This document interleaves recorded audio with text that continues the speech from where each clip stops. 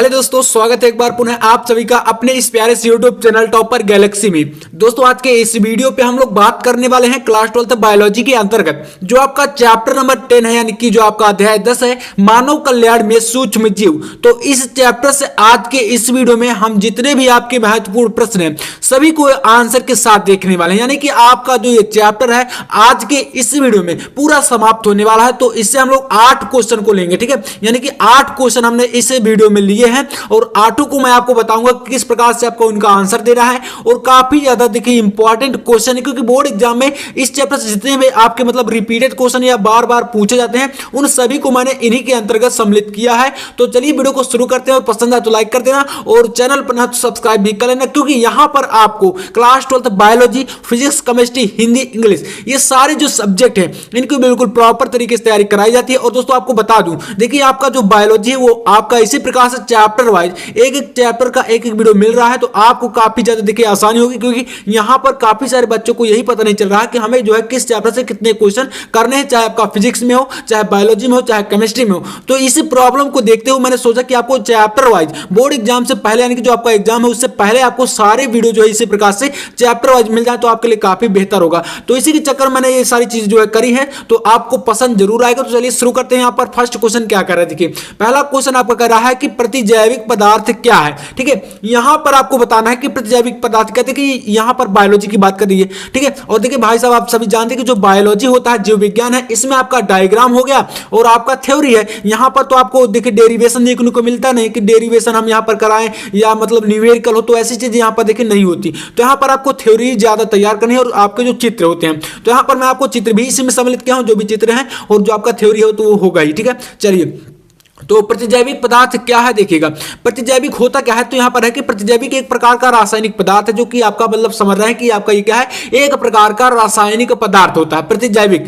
अब आपने इस वर्ड को कई बार सुना होगा, यानी कि कई सारे लोग यूज करते हैं कि प्रतिजैविक क्या है, प्रतिजैविक प्रतिरक्षा क्या है, ये सारी चीजें देखिए उपयोग में आती हैं। तो यहां पर इन्हीं को देखते हुए आप लोग समझिएगा कि जो प्रतिजैविक है क्या है, एक प्रकार का रासायनिक पदार्थ होता है और जिनका निर्माण कुछ सूक्ष्म जीवों द्वारा होता है। सूक्ष्म जीव दोस्तों यहां पर देखिए ये जो चैप्टर है कि मानव कल्याण में सूक्ष्म जीव, मतलब हमारे जो मानव की बात करें, हम जैसे हम मनुष्य हो गए, ठीक है, तो हमारे जो उपयोग में ऐसे कौन कौन से सूक्ष्म जीव हैं जो कि मतलब हम लोग इनका उपयोग करते हैं या हमारे कल्याण में वो आते हैं, मतलब कि हमारे लिए लाभदायक है। यही सारी चीजें आपको इस चैप्टर में पढ़ने को मिलेंगी।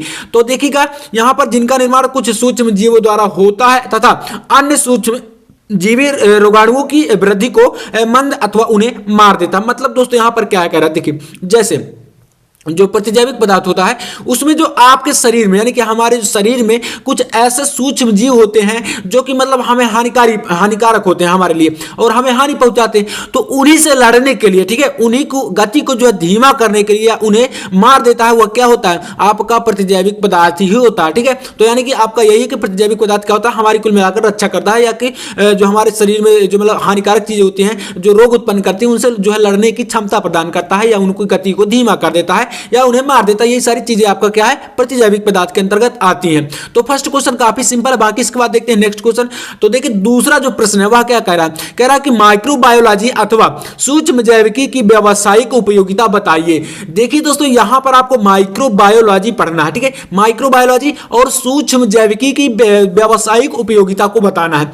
तो इसमें हम लोग देखते हैं कि जो आपका माइक्रोबायोलॉजी है और सूक्ष्म जैविकी है, इसकी व्यावसायिक उपयोगिता क्या माने कि हमारे जो जीवन में इसका क्या उपयोग है और ये मतलब हमारे लिए किस प्रकार से लाभदायक है। क्योंकि यहां पर आपने सूक्ष्म जीव पढ़ा है, तो सूक्ष्म जीव आपको अच्छे तरीके से पढ़ना है कि यहां पर कौन कौन से सूक्ष्म जीव हमारे जीवन में के लिए उपयोग में लाए जाते हैं और यहां पर क्या क्या इनका उपयोग है। कुल मिलाकर यही चीजें देखने को मिलेंगी। तो देखिए सूक्ष्म जीव हमारे जीवन में अत्यंत महत्वपूर्ण है, यानी कि जो सूक्ष्म जीव हैं हमारे जीवन में अत्यंत महत्वपूर्ण। अब ये तो ठीक है, लेकिन कैसे हैं ये भी पता होना चाहिए। तो सूक्ष्म जीव के प्रयोग हमारे लिए कई परंपरागत एवं आधुनिक व्यवसायों में होते हैं। ऐसे व्यवसाय जिनमें सूक्ष्म जीव अथवा जैविकी का, ठीक है, सूक्ष्म जैविकी का प्रयोग किया जाता है, वही क्या है आपका माइक्रोबायोलॉजी के अंतर्गत आता है। अब देखिए परंपरागत वर्ड आया, आप सभी जानते हैं परंपरागत क्या होता है, लगातार मतलब कि हमेशा किया जाता है इसका उपयोग। जैसे यहाँ पर पहला आपका है घरेलू उत्पाद में। अब घरेलू उत्पाद मतलब कि घर में जो चीजें बनाई जाती हैं उनमें सूक्ष्म जीवों का उपयोग कैसे किया जाता है। जैसे यहाँ पर आपका दही हो गया, उसके बाद आपका पनीर, आप सभी जानते होंगे, इडली हो गया, ब्रेड हो गया, और भी कई सारी चीजें हैं जिनमें क्या होता है सूक्ष्म जीव ही उपयोग में लाए जाते हैं, इनका ही उपयोग करके ये सारी चीजें की जाती है। जैसे कि आप दूध से अगर आपको दही बनाना है तो उसमें क्या होता है, वहां पर कुछ जीवाणु ही तो होते हैं जो कि मतलब उसको जो है उससे जो है रिएक्शन करते हैं और एक प्रकार से जो दही होता है उसको मतलब दूध जो होता है उसको दही में कन्वर्ट कर देते हैं या चेंज कर देते हैं, ठीक है। इसी प्रकार से पनीर की बात करें तो दूध से क्या होता है पनीर बनता है, लेकिन उसमें क्या होता है उसमें भी कई सारी रिएक्शन ही होती हैं जो कि मतलब वहां पर उसको क्या करता है दूध से पनीर में चेंज हो जाता है। इसी प्रकार से ब्रेड हो गया और भी कई सारी चीजें, तो यानी कि ये घरेलू उत्पाद की सारी चीजें होती है जिनमें क्या होता है सूक्ष्म जीव का उपयोग किया जाता है। तो उम्मीद है आप लोग इसको समझ गए होंगे। अब इसके बाद यहां पर है औद्योगिक उत्पादन में। औद्योगिक उत्पादन में क्या होता है, बायोगैस आपने नाम सुना होगा, तो बायोगैस में जो है इनके उत्पादन में क्या होता है, इसमें भी आपका जो है सूक्ष्म जीव ही उपयोगिता निभाते हैं या इनका उपयोग किया जाता है। तो सिंपल है, आपका दूसरा क्वेश्चन भी इसी प्रकार से काफी आसान है। बाकी आप लोग इसको देखिए स्क्रीनशॉट भी ले सकते हैं, क्योंकि यहां पर कई सारे कमेंट आते हैं कि भैया आप जो है बहुत ही जल्दी बोल देते हैं ताकि हम जो है समझ भी नहीं पाते। तो आप लोग देखिए इनका स्क्रीनशॉट भी ले लिया करें। बाकी यार मैं इसलिए जल्दी बोलता हूं ताकि आपका जो टाइम है वह बेस्ट ना हो और आपका जो मतलब आंसर है वह जल्द से जल्द आपको बता दूं, क्योंकि बोर्ड एग्जाम बहुत ही नजदीक है, तो इसलिए थोड़ा सा मैं जल्दीबाजी के चक्कर में आपसे ये सारी चीजें कर देता हूं। बाकी अगर आपको ये लगता है कि जल्दीबाजी है तो आप वीडियो को जो है उसकी स्पीड को धीमा भी कर सकते हैं, ठीक है। चलिए यहां पर नंबर 3 क्वेश्चन है, कह रहा है कि बायोगैस उत्पन्न करने वाले जीवाणुओं को क्या कहते हैं। तो यह क्वेश्चन भी आता है कि इस चैप्टर से आपके ज्यादातर बड़े क्वेश्चन नहीं आएंगे, छोटे क्वेश्चन जो है ज्यादा आते हैं, बाकी चित्र कुछ आते हैं, ठीक है। तो देखिए बायोगैस क्या है, यहां पर जो है इसे उत्पन्न करने वाले जीवाणुओं को क्या कहते हैं ये बताना है। तो बायोगैस एक प्रकार का क्या होता है, यहां पर देखिए बायोगैस जो है एक प्रकार से गैसों का जो है मुख्यतः क्या होता है मिश्रण होता है। जैसे इसमें कुल मिलाकर जो मुख्य गैस होती है वह आपकी मीथेन होती है, ठीक है। जो बायोगैस है ये क्या है, गैसों का मिश्रण है जिसमें आपका जो सबसे ज्यादा मात्रा में आपका मीथेन गैस होता है। इस प्रकार से जो सूक्ष्म जीवी सक्रियता द्वारा उत्पन्न होते हैं तथा ईंधन के रूप में प्रयोग किया जाता है। देखिए जो बायोगैस है इसका आप सभी जानते हैं कि ईंधन के रूप में उपयोग ही किया जाता है, बाकी यहाँ पर इसमें मीथेन गैस होती है, ठीक है। इसके बाद है कि ईंधन के रूप में प्रयोग किया जाता है। बायोगैस ऊर्जा का एक अपरंपरागत स्वच्छ तथा सुरक्षित स्रोत है। मतलब दोस्तों जो बायोगैस है ये क्या है, किसी प्रकार का प्रदूषण नहीं उत्पन्न करता। कुल मिलाकर अच्छी बात यही है और इसीलिए इसको जो है स्वच्छ एवं सुरक्षित स्रोत माना जाता है, किसका, ईंधन का। और अपरंपरागत स्रोत है, मतलब कि इसमें क्या होता है ये लगातार चलने वाला नहीं है, जब आप इसका उत्पादन जितना किया जाएगा उतने ही मतलब इसका उपयोग किया जा सकता है। तो ये क्या है, अपरंपरागत स्रोत है। बाकी आपका ये आपका काफी सिंपल है, ठीक है। तो ये आपका इस प्रकार से तीसरा का आंसर हो गया। अब देखते हैं यहां पर क्वेश्चन नंबर 4 को। तो देखिए दोस्तों आपका जो चौथा क्वेश्चन है वह क्या कह रहा है कि पेय पदार्थ तथा डबल रोटी बनाने में, ठीक है, सूक्ष्म जीव किस प्रकार से मदद करते हैं। अब यहां पर आपको बताना है कि जो पेय पदार्थ होते हैं, ठीक है, पेय पदार्थ मतलब कि आप सभी जानते हैं जिनको मतलब जो है लोग क्या करते हैं, पीते हैं, यानी कि पेय पदार्थ हो गए। और डबल रोटी ये भी आप जानते हैं। तो इनको बनाने में जो सूक्ष्म जीव होते हैं उनका जो है किस प्रकार से योगदान होता है या ये कैसे मदद करती है, ठीक है। तो देखिए इसका पेय पदार्थ में हो गया, फिर हम लोग डबल रोटी को भी समझेंगे। तो इसमें सबसे पहले पेय पदार्थ आता है। देखिए इसमें क्या होता है, इसमें सामान्यतः, ठीक है, सामान्यतः अल्कोहल का उत्पादन किया जाता है। अल्कोहल देखिए आप सभी जानते हैं, ज्यादातर जैसे आप लोग वाइन की बात करें, जो शराब जिसे बोलते हैं, इसमें अल्कोहल की मात्रा होती है। और अल्कोहल का निर्माण कैसे होता है, तो ये भी एक प्रकार के सूक्ष्म जीव ही इसमें भूमिका निभाते हैं। तो मतलब यहां पर आपको यही बताना है। देखिए इसके बाद है कि विभिन्न भोज्य पदार्थों के जो है ईस्ट कवक द्वारा किण्वन किए जाने से जो है, इसके बाद क्या होता है, यहां पर किण्वन विधि से देखिए क्या है, अल्कोहल बनता है।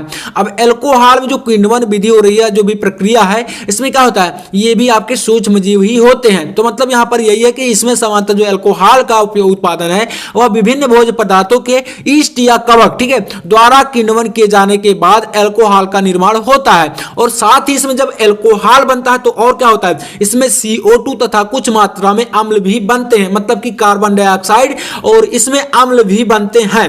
तो मतलब आप समझ सकते हैं कि यहां पर अल्कोहल का उत्पादन उत्पादन कैसे किया जाता है। और देखिए एल्कोहल में जो पेय पदार्थ होते हैं वह कौन कौन से होते हैं, तो एल्कोहल का देखिए आसवन करके, ठीक है, इसको मतलब अलग अलग प्रकार के, देखिए अब यहां पर बात ही आती है जैसे कि बनाया गया क्या, बियर बनाई गई, रम हो गया, विस्की हो गया, आदि कई सारी चीजें, मतलब कि वाइन हो गया। तो इनमें मतलब कुछ डिफरेंस भी होता होगा, तभी तो मतलब इनके नाम अलग अलग है, ठीक है। तो मतलब यार इनका जो डिफरेंस है उसका जो है डिफरेंस कैसे किया जाता है, इनमें अंतर कैसे किया जाता है ताकि दोस्तों ये अलग अलग लगे। तो यही क्या होता है, इसमें एल्कोहल को आसवन कर लिया जाता है, यानी कि पृथक किया जाता है, और जिस हिसाब से जो मतलब कि एल्कोहल की जिसमें मात्रा अधिक या कम जिस प्रकार से मात्रा रखी जाती है वही उसका जो है रूप चेंज करता जाता है। तो मतलब यहां पर आप समझ सकते हैं पेय पदार्थ क्या है। इसके बाद यहां पर डबल रोटी की बात करें तो इसमें सूक्ष्म जीव क्या, देखिए यहां पर क्या होता है, इसे बनाने हेतु गूंथे हुए आटे को, मतलब कि आटे से बनती है, ठीक है, आटे में ईस्ट किण्वन हेतु डाली जाती है। क्या डाला जाता है, सबसे पहला मेन पॉइंट क्या है, ईस्ट। तो मतलब आप समझ गए ना कि ईस्ट क्या है, यहां पर सूक्ष्म जीव का कार्य कर रहा है, ठीक है, मतलब कि उसको बनाने का यही क्या है,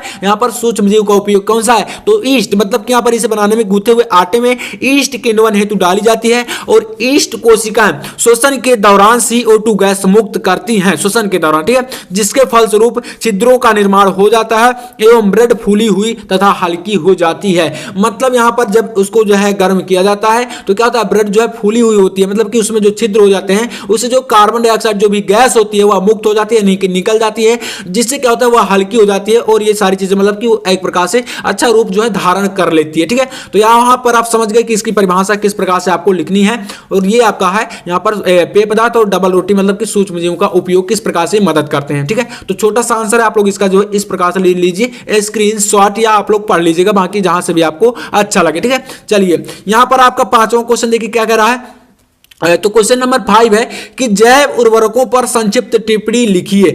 जैव उर्वरक पर आपको क्या बताना है, यहाँ पर एक टिप्पणी देना। देखिए आप सभी जानते हैं कि बायोलॉजी में आप टिप्पणी लिखने के लिए तो आती है, ठीक है, तो यहाँ पर आपको जैव उर्वरक पर टिप्पणी देना है। देखिएगा यहाँ पर दोस्तों, यहाँ पर है कि अनेक प्रकार के सूक्ष्म जीव, ठीक है, अनेक प्रकार के सूक्ष्म जीव का मतलब है कि कई प्रकार के सूक्ष्म जीव, ठीक है। तो जैसे कि जीवाणु हो गया, कवक अपनी जैविक क्रियाओं द्वारा मृदा में पोषक तत्वों की मात्रा में वृद्धि करते हैं और ये जैव उर्वरक कहलाते हैं। जैसे जब फॉर एग्जांपल आपका राइजोबियम हो गया, नॉस्टॉक हो गया, ठीक है, ये क्या है आपके, ये जैव उर्वरकों पर जो है वृद्धि करने वाले सूक्ष्म जीव है, ठीक है। तो यहां पर आप समझ सकते हैं कि जो आपका मतलब क्या होता है, अनेक प्रकार के जो भी सूक्ष्म जीव हैं और अपनी जो जैविक क्रियाएं करते हैं, ठीक है, मतलब जो सूक्ष्म जीव हैं वह जो जैविक क्रिया करते हैं उसके द्वारा मृदा यानी कि जो मिट्टी में पोषक तत्वों की मात्रा बढ़ती है या उनमें जो वृद्धि होती है मात्रा में, वही क्या होते हैं, जैव उर्वरक कहलाते हैं। और इसके एग्जाम्पल आपका क्या हो गया, राइजोबियम हो गया, नॉस्टॉक हो गया। तो मतलब आप समझ सकते हैं कि जैव उर्वरक क्या होते हैं, ये एक प्रकार से निःशुल्क और सस्ते होते हैं और ये मृदा एवं जल को प्रदूषित बिल्कुल नहीं करते। यही मतलब कि सबसे बड़ी फायदा यही होता है, सबसे बड़ा लाभ यही होता है कि ये जो जैव उर्वरक है ये क्या होते हैं, मिट्टी या मतलब कि जो जल होता है या मिट्टी होती है उसको बिल्कुल भी प्रदूषित नहीं करते और उसको उपजाऊ बना देते हैं। ये इससे क्या होता है, कोई भी दुष्प्रभाव हमारे जीवन के लिए नहीं होता, यानी कि हमारे जो स्वास्थ्य पर इससे कोई बुरा इफेक्ट नहीं पड़ता। तो आप समझ सकते हैं कि जो जैव उर्वरक है इससे कितना बड़ा हमें जो है प्रॉफिट है। तो ये सारी चीजें आपको इसके अंतर्गत बताना है। बाकी आप एग्जांपल को देख लीजिएगा, ये काफी अच्छा एग्जांपल है, मतलब राइजोबियम और नॉस्टॉक, ठीक है। अब इसके बाद बात करते हैं, यहाँ पर आपका नंबर 6 क्वेश्चन है, तो इसमें आपको एक चित्र बनाना है। तो चित्र कौन सा बनाना है, तो देखिए यहाँ पर नंबर 6 पर आपका आता है ऑक्सीकरण ताल, ठीक है, ऑक्सीकरण ताल का स्वच्छ नामांकित चित्र बनाइए। तो इसका आपको एक डायग्राम बनाना है जो कि आपके बुक में होगा, तो आप लोग इसका नाम देख लीजिए, ऑक्सीकरण ताल, यह कई बार आया हुआ है, ठीक है। तो इसलिए इसका जो है आपको चित्र बनाना पड़ेगा, क्योंकि देखिए मैं आपको चित्र तो नहीं बता सकता कि यार मैं आपको लिखकर बता दूं, तो चित्र तो आपको अपने से प्रैक्टिस ही करनी पड़ेगी। तो इसलिए ध्यान दीजिएगा, आप लोग जो भी मतलब डायग्राम है उस पर मैं आपको वीडियो बना दूंगा, यानी कि एक वीडियो मैं आपको देखिए इस प्रकार से लाऊंगा। कैसे, तो उसमें मैं आपको ये बताऊंगा कि बायोलॉजी जो है आपका, इसमें आपको जितने भी पूरे चैप्टर वाइज यानी कि पूरी बुक से आपके कितने चित्र तैयार करने हैं, तो इस पर आपको जल्द ही एक वीडियो मिलने वाला। तो पूरी किताब से आपको जितने भी डायग्राम बनाने हैं उस पर मैं वीडियो जल्दी बना दूंगा, तो उसको आप लोग देख लीजिएगा। बाकी आपको प्रैक्टिस करते जाना है, क्योंकि बायोलॉजी में चित्र बहुत ज्यादा मात्रा में आते हैं। तो चलिए इसके बाद 7वां क्वेश्चन देखते हैं। नंबर 7 है आपका, माइकोराइजा पर संक्षिप्त टिप्पणी दीजिए। तो यहां पर आपका इसका जो है आंसर यही होगा कि आपको चित्र बनाकर अपने से जो है प्रैक्टिस करनी है। माइकोराइजा क्या होता है, देखिए थोड़ा सा मैं आपको बता देता हूं। माइकोराइजा जो है एक प्रकार का सहजीवी कवक होता है। क्या होता है, ये एक प्रकार का सहजीवी सहजीवी कवक है जो पर्वतीय क्षेत्रों में प्रमुखतया जो है जिम्नोस्पर्म पादपों की जड़ों में सहजीवी के रूप में पाया जाता है। मतलब दोस्तों जो आपका माइकोराइजा है, क्या है, माइकोराइजा पर संक्षिप्त टिप्पणी आपको देना है। तो इसमें आप लोग ये देखिए कि जो माइकोराइजा एक प्रकार का क्या होता है, सहजीवी कवक होता है। क्या होता है, सहजीवी कवक है जो पर्वतीय क्षेत्रों में प्रमुखतया, जो पर्वतीय क्षेत्रों में, कहां पर, पर्वतीय क्षेत्रों में जिम्नोस्पर्म पादपों की जड़ों में सहजीवी के रूप में पाया जाता है। ये क्या है, माइकोराइजा होता है। अब इसमें क्या होता है, दो प्रकार के होते हैं, एक आपका बाह्य माइकोराइजा और एक आपका अंतः माइकोराइजा। तो इनमें दोनों को आप लोग पढ़ लीजिएगा, बाकी एक्सप्लेन करके। तो यहां पर आपको इतना पढ़ देना। इसके बाद आपका एक 8वां क्वेश्चन जो कि लास्ट है और यह आपका लॉन्ग है, तो इसको आप लोग लॉन्ग को तैयार करिएगा अपने से। क्वेश्चन है मानव कल्याण के लिए सूक्ष्मजीवों के उपयोग को उदाहरण से समझाइए। और इस चैप्टर का सबसे ज्यादा महत्वपूर्ण क्वेश्चन आपका यही है 8वां। तो इसलिए आप लोग यहां पर इसको लॉन्ग में तैयार करना है, यानी कि 8वें क्वेश्चन को आपको बड़े से आंसर के साथ तैयार करना है, कि एक लॉन्ग क्वेश्चन ये आपका होने वाला है। तो इस प्रकार से अगर आप इस चैप्टर से या 8 क्वेश्चन पढ़ लेते तो समझ लीजिए आपका यह चैप्टर पूरा समाप्त होने वाला है। तो चलिए दोस्तों, मैं उम्मीद करूंगा कि वीडियो आपको पसंद आया होगा। वीडियो अच्छा लगे तो लाइक कर देना और चैनल पर नया हो तो सब्सक्राइब भी कर लेना। आगे भी आपको ऐसे ही महत्वपूर्ण वीडियो आपको चैप्टर वाइज जब मिलने वाले हैं, सारी चीजें आपको बिल्कुल अच्छी तरीके से मैं कराने वाला हूं। तो चलिए मैं मिलता हूं नेक्स्ट वीडियो में, तब तक के लिए जय हिंद, वंदे मातरम।